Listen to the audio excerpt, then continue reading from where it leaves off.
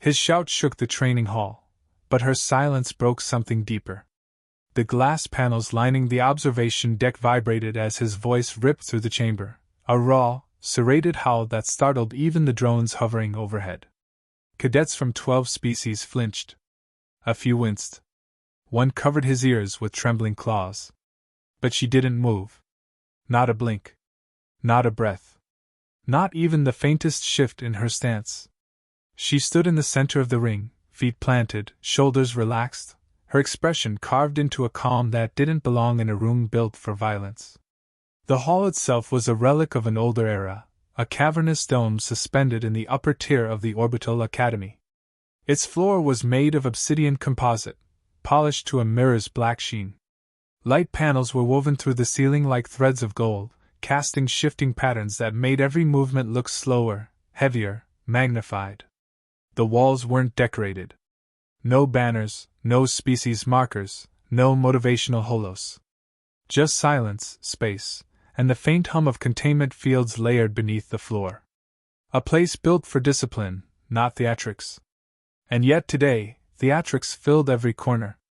The alien cadet who had screamed wasn't just loud, he was seismic. Jorath of the Vekari, bred for command, engineered for intimidation. 8 feet tall in training mode, shoulders plated with black mineral ridges that crackled faint red whenever emotion surged through his bloodstream. His pupils were vertical slits, glowing faintly like molten amber. A species evolved to hunt in volcanic storms, and one whose voice had historically been used as a battlefield weapon. He towered over her, shadow swallowing her figure completely. "You answer when addressed, human!" he roared, leaning in so close the heat radiating off his skin distorted the air. "Look at me! Say something!" His breath carried the metallic tang of the nutrient injectors fused to his ribs, a harsh chemical scent that drove most species back a step. But she didn't retreat. She didn't acknowledge him at all. Lira just stared forward, steady as a calibration pole. Some cadets whispered. Some recorded. Some watched with the hungry anticipation of predators waiting for blood. But others, the older ones, the ones with battle experience, quietly shifted backward. Because she wasn't ignoring him. She was measuring him. Jorath didn't know that. Or maybe he didn't care. "Speak!" he thundered. "You think silence makes you?" "Nothing." She remained still. His jaw rippled with fury. His throat vents flared open, ready for another blast. And then she made her first movement in 2 full minutes. She exhaled. A slow, barely audible release of breath. The temperature in the hall seemed to drop. No telekinesis. No hidden weapon. No flicker of power. Just a single, calm exhale. Jorath hesitated, the sound caught in his throat. The next roar never came. Something in his posture flickered, not fear, not yet, but a microscopic fracture in certainty. He stepped back half an inch. "Is that your answer?" he spat. She didn't speak, didn't raise a hand, didn't shift her weight. She simply looked at him, a look so quiet it unsettled the back rows of the deck. Some couldn't explain it. Some refused to.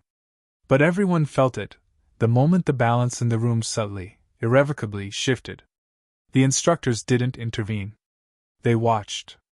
They always watched her more closely than the others. Because Lira wasn't an ordinary cadet. She had arrived from a penal frontier nobody cared about, a dust-blue moon where human settlements clung to canyons carved by ion storms. She carried one small duffel. No medals, no lineage codes, no signed recommendation from Earth Command. Just a clearance stamp nobody had seen in centuries and a file so redacted it may as well have been blank. From the moment she entered the academy, every species reacted the same way, curious, cautious, amused. Then unsettled. Then intimidated. Now terrified. Jorath tried again, but his voice cracked mid-growl. He swallowed, annoyed by the involuntary sound.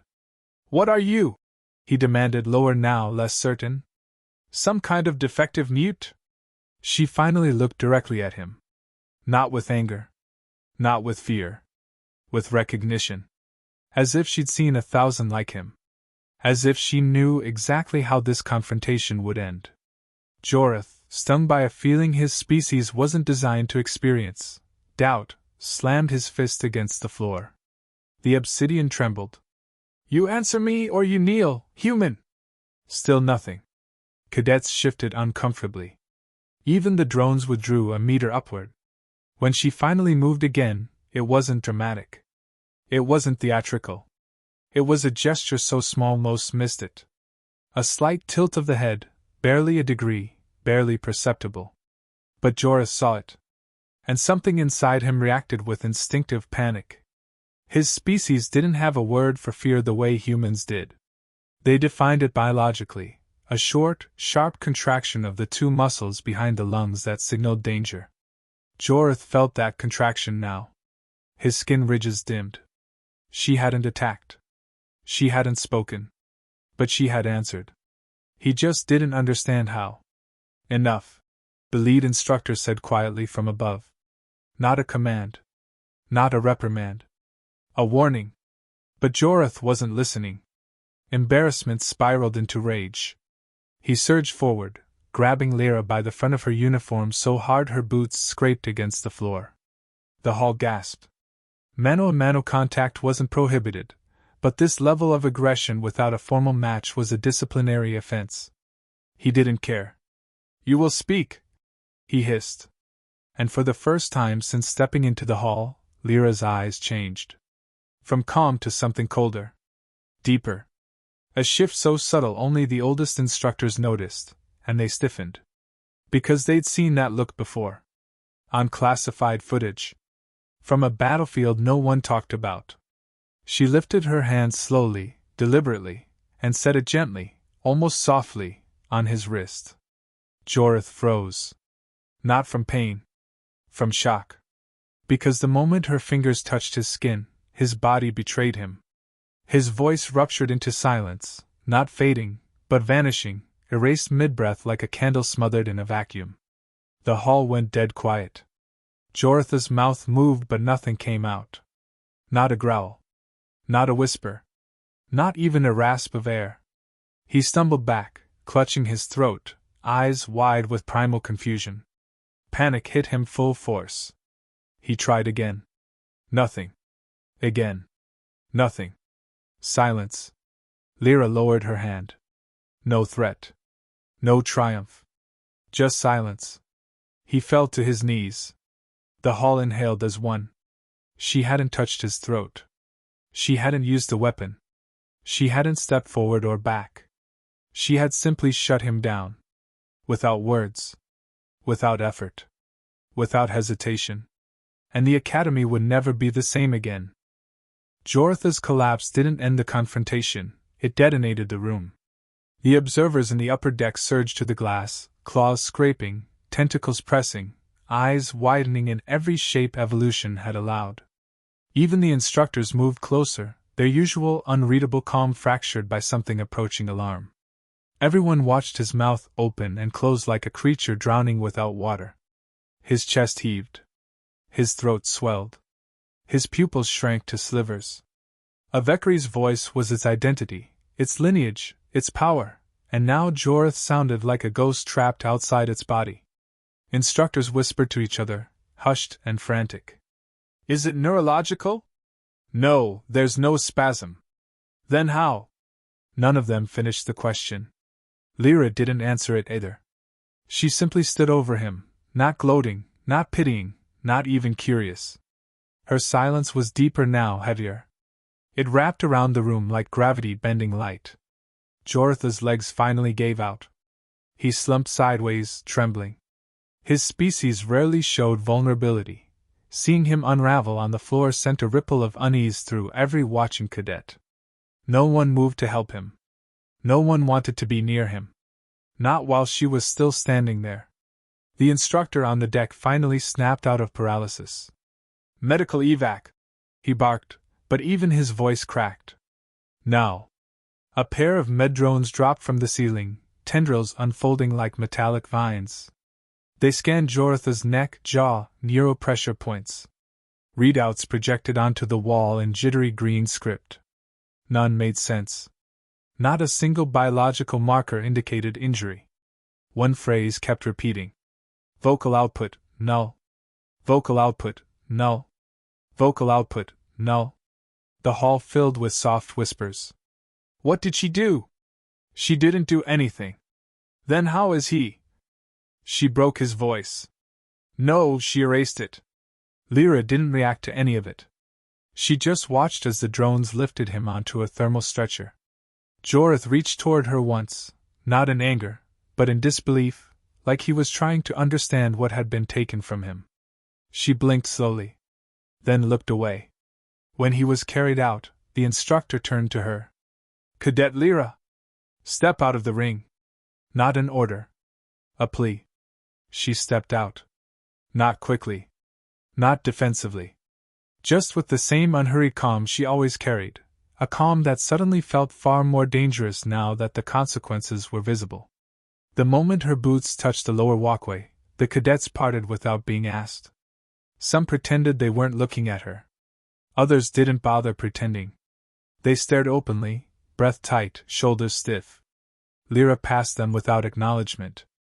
But one cadet, a slender venery with transparent skin showing drifting blue veins, whispered too loudly. She didn't silence his voice, he said, voice quivering. She silenced his will. Lira kept walking. But that idea spread faster than fear. Not. She hurt him. Not. She defeated him. But something far more terrifying. She turned him off. Voices dropped. A few cadets pressed themselves against the wall to let her pass. Others held their breath. When she reached the exit corridor, a shadow separated from the wall. Commander Ral. Half machine, half organic, a hybrid built during the old sieges. His height dwarfed even Jorath's, plating gleaming like obsidian dipped in oil. One eye glowed green. The other, the organic one, watched her with a mix of calculation and something she'd rarely seen directed at her. Respect. Walk with me, he said. She did. The corridor outside the training hall was quiet, lined with antique ceremonial masks taken from extinct warrior species. Each one stared down with hollow black eyes, as if judging the living. Their footsteps echoed in the long tunnel, hers light, his heavy, like twin heartbeats out of sync. What happened in there?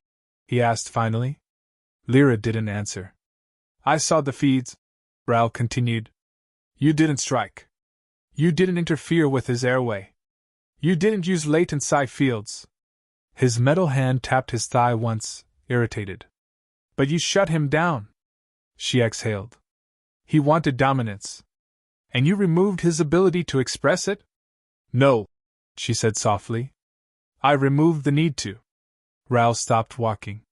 His mechanical joints stiffened with a quiet click. That makes no sense. It does to him. Ral studied her face. Her expression was the same as always, calm, centered, unreadable. But there was something in her eyes he hadn't noticed before, not malice, not pride, but clarity. You've done this before, he said. Her silence confirmed it. He resumed walking, slower now. The Academy Council will review this. Some will argue you're unstable. Others will argue you're necessary. He paused. Both may be right. They reached the lift. Ral placed his hand on the panel, metal fingers scanning into the plate. The door slid open with a low mechanical sigh. Cadet Lira, he said without turning. Did you intend to harm him? Her answer came without hesitation. No. Did you intend to warn him? No. Then what was your intention? For him to listen. The lift doors closed. It ascended silently to the observation platform, one level above the training hall. Through the glass floor beneath them, Lira could see the empty ring where her confrontation had played out. The reflective obsidian surface showed only the faint scuff marks where Jorath had fallen. Ral watched her. You need to understand what you've triggered. Jorath's clan dominates half the officer track. His downfall will echo. He yelled, she said quietly. He wanted an answer. And you gave him one. She didn't respond. Ral exhaled, the sound oddly human coming from a half-metal frame. The council will interview you within the hour. Do not lie. Do not embellish. Do not attempt to defend yourself with philosophy. They won't understand it. Lira nodded. The lift doors opened again, not to the council chambers, but to a narrow hallway leading to the infirmary wing. The smell hit instantly: sterilized ion mist, healing gels, and the faint metallic tang of trauma units. Ral walked ahead, boots striking metal with slow precision. Inside the first recovery room, a single bed sat isolated under soft azure light. Monitors floated overhead like tiny satellites, casting scrolling data across the walls. Jorath lay there. Alive. Stable. Silent. His chest rose and fell in shallow breaths. His eyes flickered with awareness, unfocused but conscious. He watched the ceiling as though it held answers he couldn't ask for. Ral folded his arms. Look at him. Lira did. He is not broken, Ral said. He is not injured. He is suspended. Lira didn't move closer, didn't recoil, didn't speak. Jorath slowly turned his head. Their eyes met. His were filled with something she'd seen before, not fear, but awakening. A realization without language. Ral saw it too and whispered, almost reverently. What did you show him? Lira blinked once. The truth. Ral swallowed. Even his mechanical half felt it. And what truth is that? Her answer was gentle. That shouting does not make you powerful. Listening does. A long silence stretched between them. Ral finally spoke. The council will fear you for this. She nodded. They fear what they don't understand. And do you fear them? He asked. No. Why not? She looked at Jorath again, his eyes locked on hers. The fight burned out of him completely. Because they still think silence is weakness, she said softly. And they're wrong. The room dimmed as evening protocols lowered the lights. The shadows deepened around her figure, not hiding her, framing her. A quiet so heavy it felt like gravity settled over the infirmary. She turned from Jorath, from Ral, from the monitors spelling out his wordless condition, and walked toward the doorway. Her footsteps made no sound. Ral watched her go and murmured to himself. This will shake the entire academy. Jorath's eyes followed her until she disappeared into the shadowed hall. And the galaxy won't be ready.